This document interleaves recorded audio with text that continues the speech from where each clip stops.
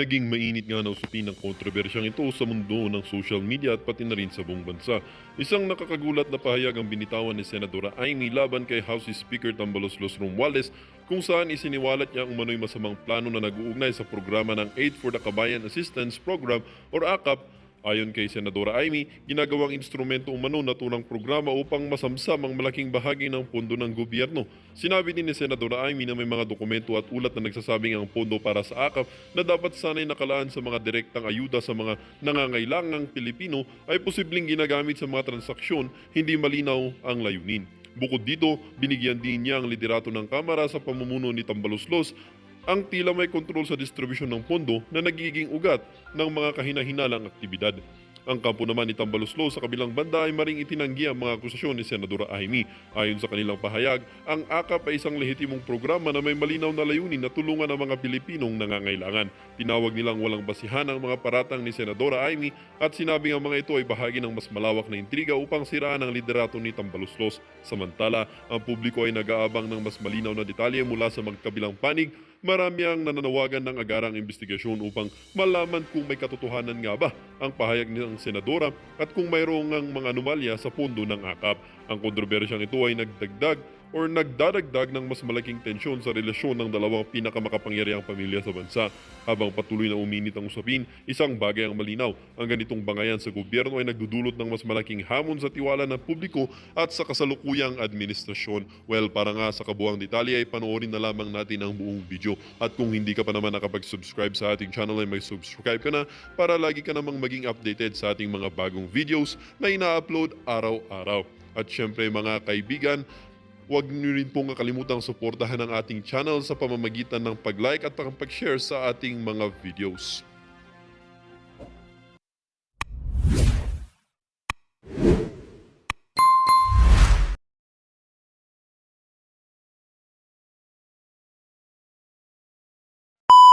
Recognized. Senator Jaime Marcos, please proceed. Thank you very much, Mr. President, my dear colleagues in the Senate.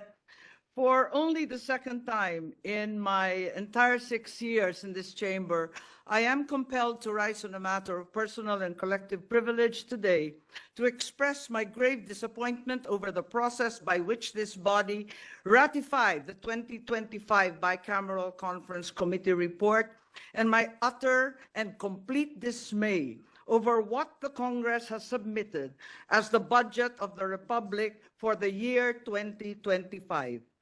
Paumpisa ngayon ang piyesta ng pelikula, ang Metro Manila Film Festival.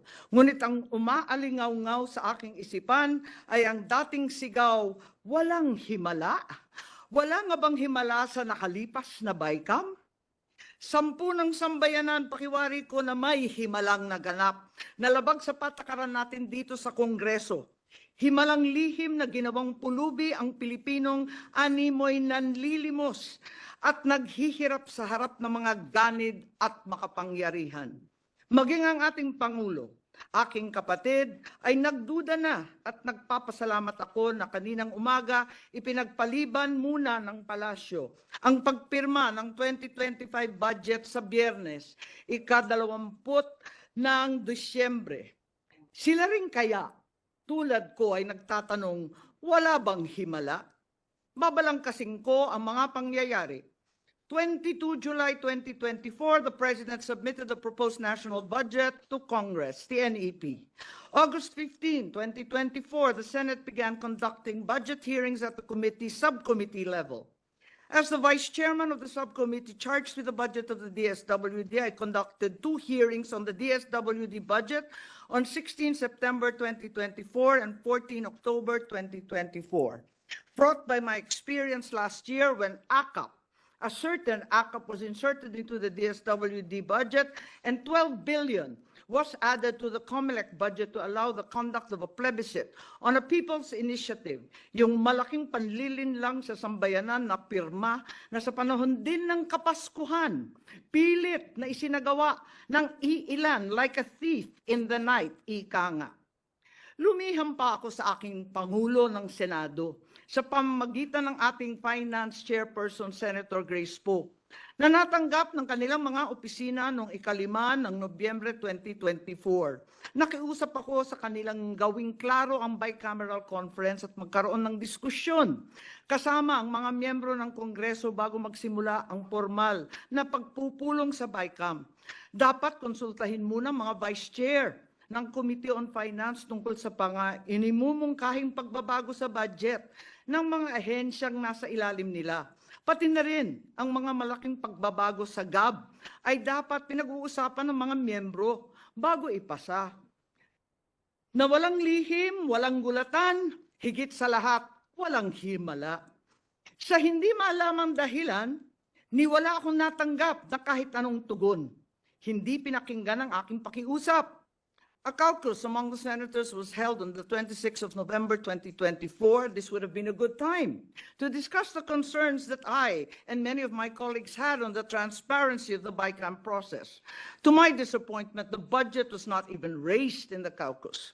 On November 28, 2028, the first bicameral conference meeting was finally conducted. Senator Bato de la Rosa manifested that before the members of the BICAM be asked to sign the BICAM report, they must first be given enough time to read it over and over again and check everything para hindi naman tayo magmukhang tanga after signing.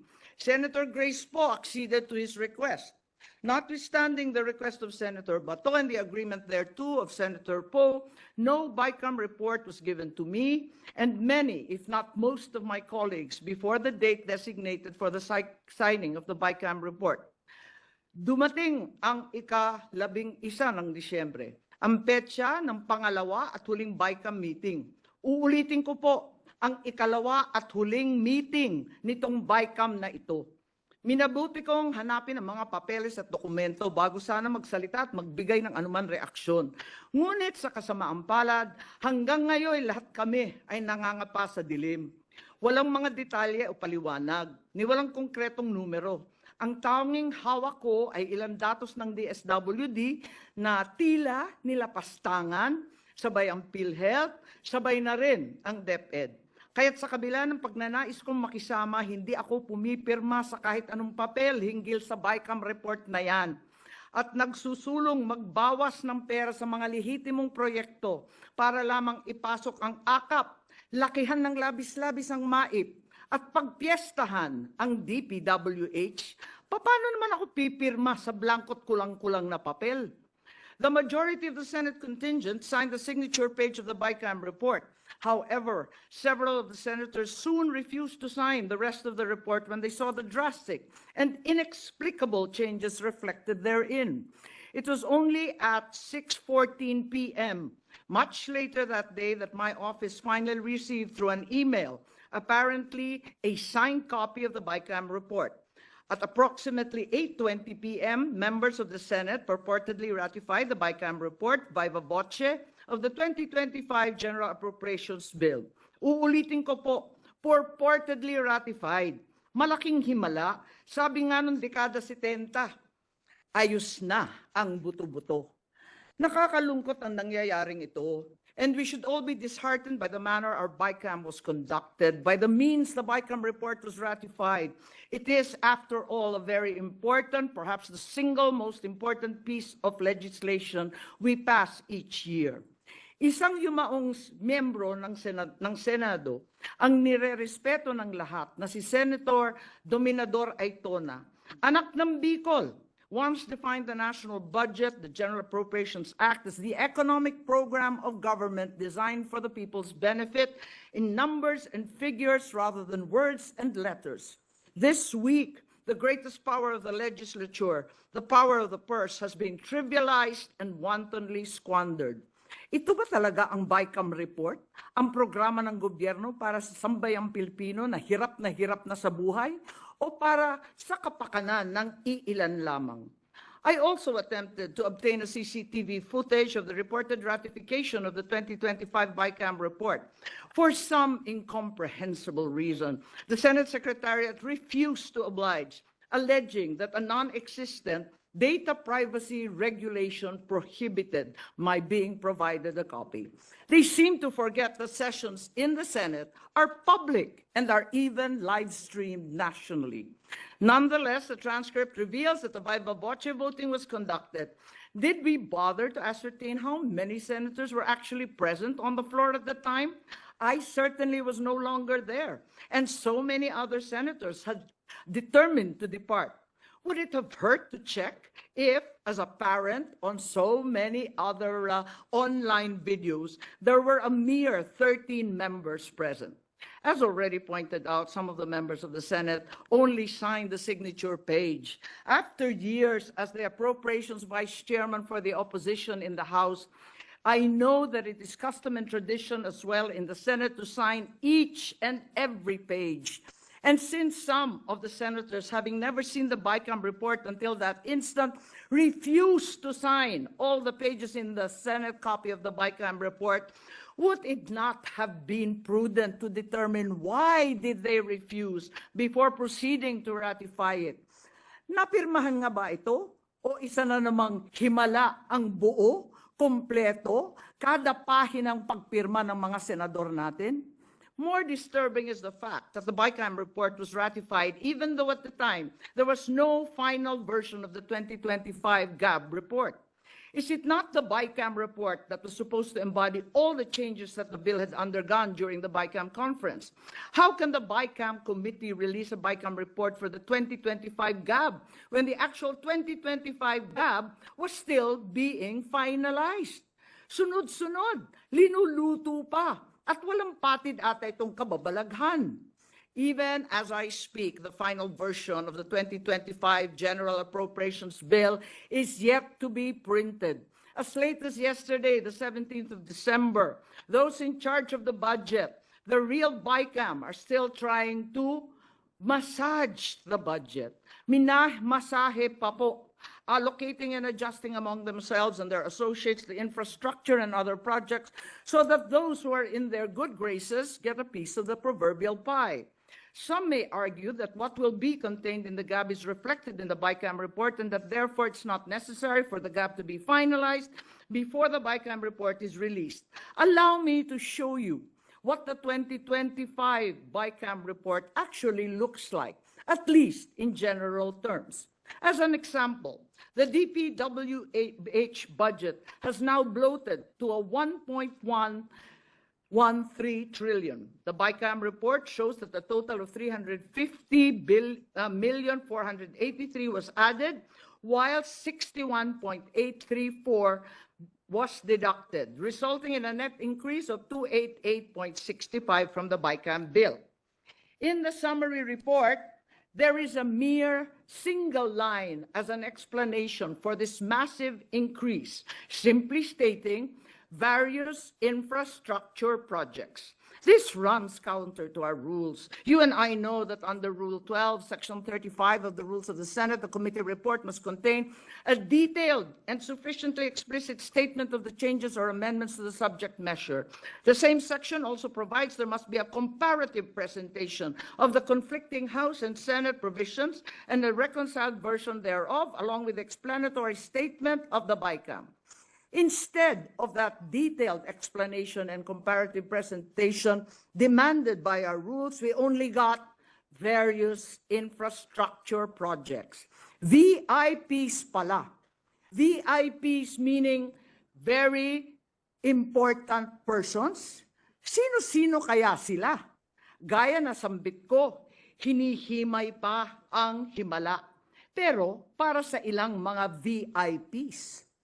Real talk, can anyone in this chamber, this August chamber, ascertain what are these infrastructure projects by just looking at the BICAM report?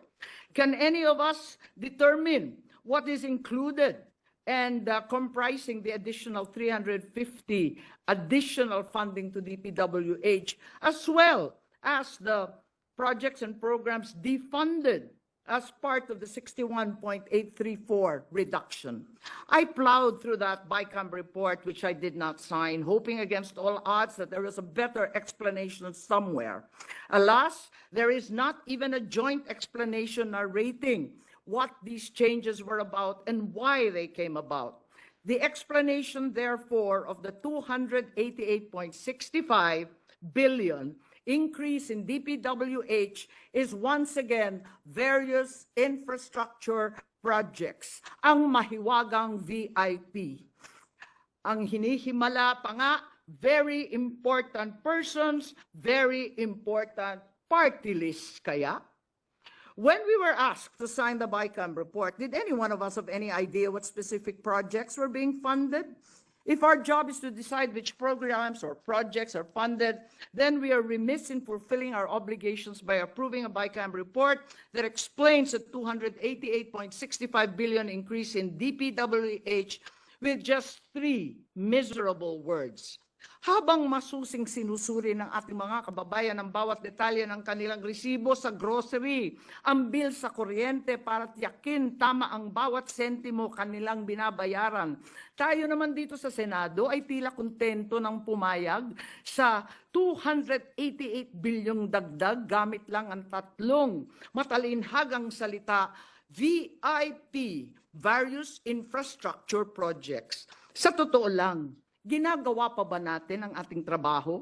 Worse, the committee allotted a smaller budget to education than it did to DPWH, contrary to the clear command of Article 14, Section 5, Paragraph 5 of the Constitution, which requires that the state shall at all times assign the highest budgetary priority to education.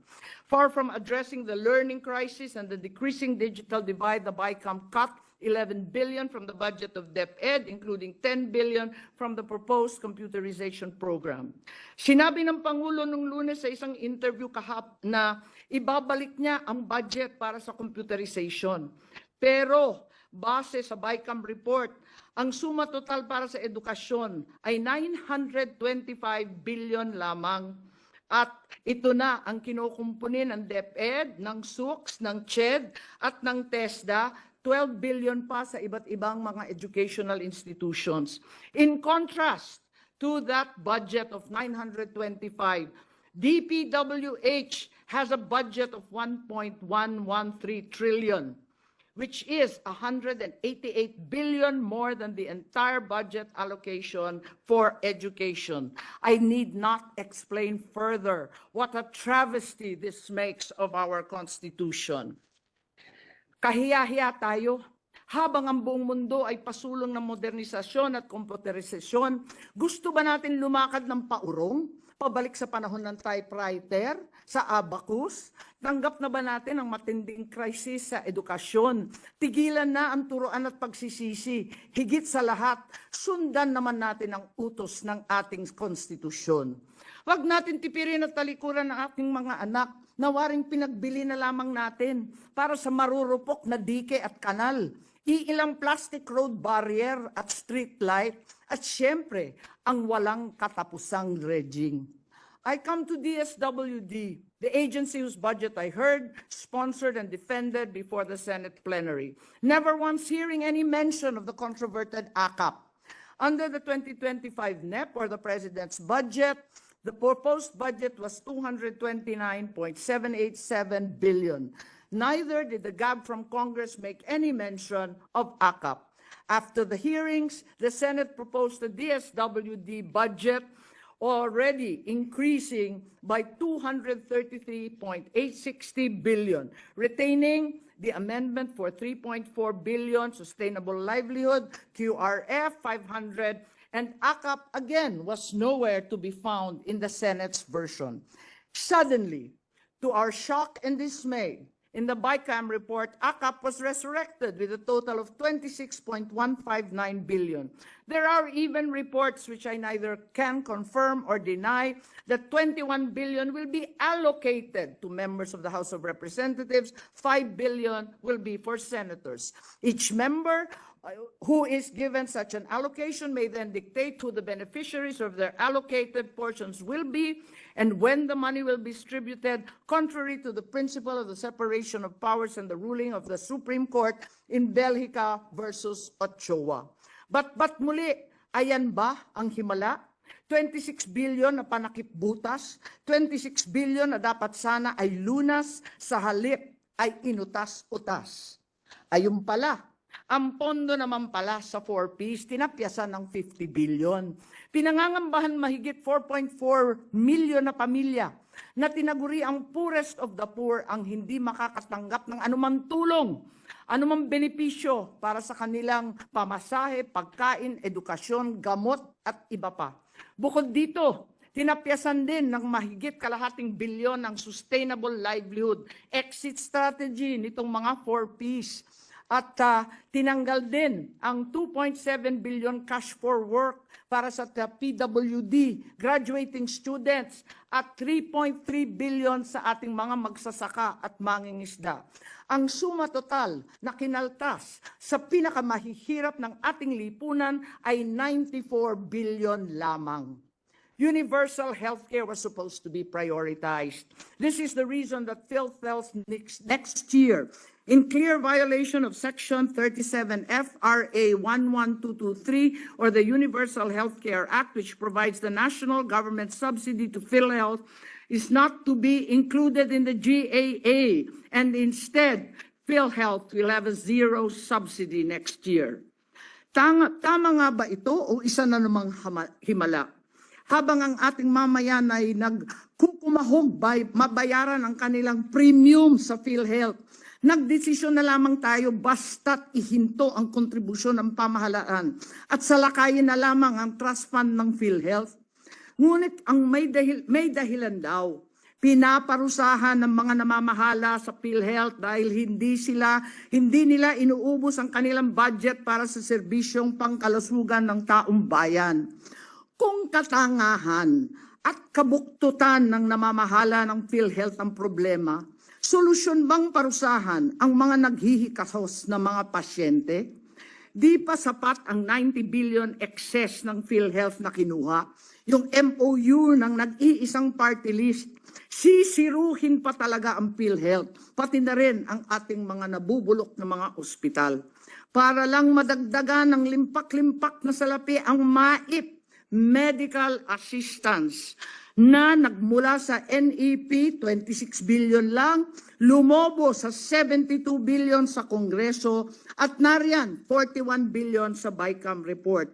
Nang dahil sa bilyong-bilyong MAIP, ang mahihirap na pasyente na sa ilalim ng PhilHealth ay may karapatan magpagamot, ngayon nangangailangan pumila manikluhod sa ilang sikat na opisyal. Ang pambansang budget na walang alokasyon para sa kalusugan ay parang pandemya. Kung paano ang isang sakit ay kumakalat at nag-iiwan ng pangamba, ganon din ang epekto ng kakulangan sa pondo para sa kalusugan. Mas maraming buhay ang nalalagay sa peligro, mas maraming tao ang nababagabag, mas maraming sakit ang nauuwi sa tiyak na kamatayan. And all that bravado and tough talk on defending the West Philippine Sea, please, it's all clearly just for show. Pakitang gilas lang pala, ang angas-angas, walang pambili ng bala, tapang-tapangan. Dahil sa halip na dagdagan, tinawaran pa nila ng 15 billion ang budget para sa AFP. Maliit na nga kung tutuusin ng 50 billion, pero ngayon 35 na lang. Dinamay pa ang pensyon ng mga retiradong sundalo. Wala pa pensyon ng ating mga empleyadong nagserbisyo sa ating pamahalaan ng dekada-dekada. Wala ba talagang himala? The drastic cuts in priority programs and the realignment to unnamed, mysterious infrastructure VIP projects, as well as the politicized social protection, will be perceived in a brutal election year as simply vote buying. Where are the gap priority projects of the President from the 2024 SONA? Where is the Ilog-Pasig rehab, the 20-kilometer New Clark City access road, the PNR Bicol line, the expansion of the passenger terminal in General Santos, the Bicol International Airport? Have they been lost to patronage and to influence? Where is the Pangil Bridge, the Gicam Bridge, the Matibog-Maridagao Irrigation Project, the Cabarwan solar-powered pumps in Quirino, Isabela? Did they make the cut? various infrastructure projects. Sino yung mahihiwagang VIP na nagmamay-ari ng 1.1 trillion ng DPWH? We are making beggars of our citizens, improving healthcare, and allowing PhilHealth to expand its services. It's zero subsidy today. Requires the poor to grovel for guarantee letters from politicians with programs such as MAIP to indigent patients. Instead of uplifting 4.4 families of 4Ps from poverty and desperate need, they must now beg for AKAP. Instead of a comprehensive national flood control system in the world's most vulnerable country to climate change, we are victim yet again to those VIPs. Our desperation knows no measure. Nanawagan na ako sa aking kapatid, ang ating mahal na Pangulong Bongbong, na kung mahina ang aking boses mag-isa, ngayon nawa ay marinig mo ang sama-samang sumamon ng taong bayan. Hindi kailangan pang umabot sa veto, kundi ibalik na lamang sa BICAM tulad ng nangyari sa Magna Carta ng seafarers, ang anti-agricultural smuggling at iba't iba pang mga panukala. Huwag na munang pirmahan hanggat di pa nasasaayos muli nating mga mambabatas. Kahiya-hiya ito. Sa aking mga kapwang mambabatas, hindi pa huli ang lahat. Ang pagpapaliban ng Pangulo ng pagpirma ay hindi lamang pagbibigay ng pagkakataon sa mga mambabatas na itama ang maling gawain. Ito rin ay pagkakataon para sa administrasyon na iwasto ang mga kaalyado at bigyan ng limitasyon ng mga gampanin ng sang-ayon sa batas. Mahal kong mga senador, may pagkakataon pa tayong ibalik di lamang ang pondo sa wastong proyekto, kundi ibalik rin ang yinurakan dignidad at dangal ng bawat Pilipino. Maari pa natin talikdan ang ambisyon at bumalik sa linya ng serbisyo ng walang halong pamumulitika. Opo, eleksyon na sa susunod na taon. Tatakbo ako. Ngunit kung magpapadalos-dalos tayo rito, ang epekto ay pangmatagalang panahon.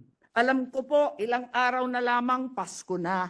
Ngunit hindi pa rin natin pinapahupa ang usapin dahil ang mga sikmura ng mga nangangailangan ay hindi naman nagbabakasyon. Ang mga kapuspalod ay walang selebrasyon. Gawin natin ang tama, ibigay ang nararapat sa karapat-dapat. Hindi ito aginaldo ngayong Pasko dahil yun naman ay para talaga sa kanila. Ang pagtulong ng walang masamang motibo ay regalo natin sa ating kapwa Pilipino. At ang paggawa ng tama ay ang pinakamagandang regalo natin sa ating sarili. Maligayang Pasko po sa ating lahat. Thank you, Senator Marcos, Majority Leader. Mr. President, there being no member of this chamber who wishes to interpolate, I move that the privileged speech of the Honorable Senator Amy Marcos be referred to the Committee on Rules as well as the Committee on Finance. So Committee on- moved, Mr. President. Finance. Committee on Rules, Mr. President. The privileged speech of Senator Marcos is hereby referred to the Committee on Rules. 1 minute.